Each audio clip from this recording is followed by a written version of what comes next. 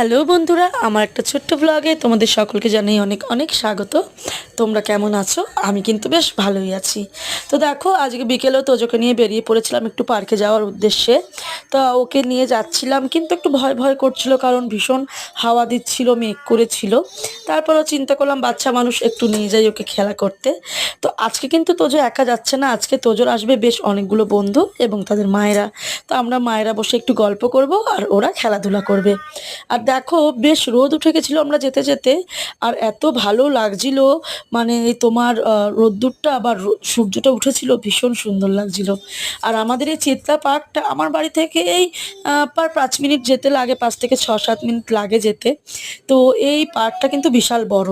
এইখানে বাস্কেটবল খেলা হয়, ফুটবল খেলা হয়, ক্রিকেট খেলা হয়, জিম হয়, আর বাচ্চাদের পার্কও আছে। তো দেখো, তোজোরা এখানে একে একে সবাই মিলে ভীষণ মজা করে ওরা স্লিপ চড়ছিল।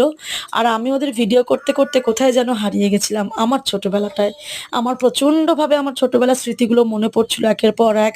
ছোটবেলায় আমি দুষ্টুমি করে ঘুমাতাম না, মানে ঘড়ির কাঁটা এগিয়ে দিয়ে মাকে বলতাম যে, তখন তো ছোট ছোট ঘড়ি ছিল, মাকে বলতাম মা সময় হয়ে গেছে পার্কে যাব। এখন বুঝি বাচ্চারা দুষ্টুমি করলে মায়েদের কতটা কষ্ট হয়। তো যাই হোক, দেখো, ওদের এই মানে ছোট ছোট দুষ্টুমিগুলো আমি ক্যামেরা বন্দি করলাম তোমাদের সাথে শেয়ার করব বলে।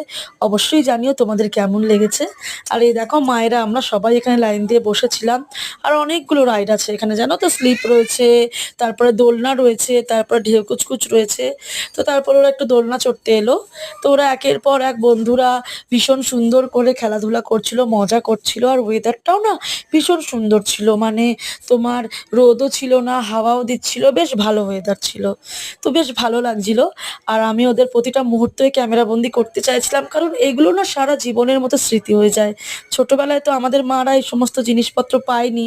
তো আমার যেন মনে হয় আমার ছেলের বড় হয়ে ওঠার সাথে সাথে ও যা যা অ্যাক্টিভিটি করছে আমি সব কিছু যেন মনে হয় আমার ক্যামেরা বন্দি করে রাখি, যাতে বড় হলে এগুলো দেখতে পারি। তো যাই হোক, তোমরা কারা কারা এরকম করো অবশ্যই আমাকে জানিও।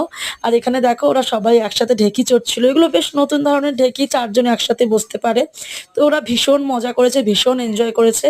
তো ওদের এনজয় মানে ওরা খুশি থাকলেই তো আমরা মায়েরা ভীষণ খুশি হই। তোমরা সকলেই আমার সাথে একমত হবে। তো দেখো, এবার ওরা একটু দৌড়াদৌড়ি করে নিচ্ছিল শেষ ফিনিশিংয়ে, কারণ বারবারই বলছিলাম চলো এবার বাড়ি যাই বাড়ি যাই, তো ওরা কিছুতেই ছাড়ছিল না একে অপরকে। তো যাই হোক, আমার ভিডিওটা আজকে এইটুকুই। কেমন লাগলো অবশ্যই কমেন্ট করে জানিও।